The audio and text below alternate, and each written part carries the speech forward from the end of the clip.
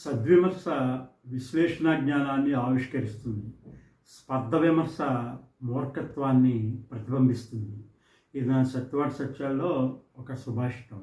సద్విమర్శ, స్పర్ధ విమర్శ ఈ రెండింటికి మధ్య వ్యత్యాసం ఏంటో ఇప్పుడు చూద్దాం. సద్విమర్శ అంటే ఒక ఉత్తమమైన ప్రశ్న. ఆ ఉత్తమమైన ప్రశ్నకి ఒక మంచి లక్షణాలు, ప్రత్యేక కారణాలు, ఆ తప్పప్పుల్ని ఉత్తమ విశ్లేషణగా, విమర్శగా మేధావులు సైతం ఆకట్టుకునేలా ఉంటుంది. ఇక స్పర్ధ విమర్శకు చూద్దాం.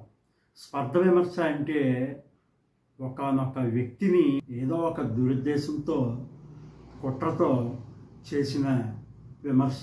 ఎవరైతే స్పర్ధ విమర్శ చేస్తున్నారో వాళ్ళ మూర్ఖత్వాన్ని ప్రతిబింబిస్తుంది. ఇది కరెక్ట్గా, ఇది నిజమే, ఇది ఒక స్పర్ధతో చేసిన విమర్శ అని అందరికీ ఇట్టే తెలిసిపోతుంది.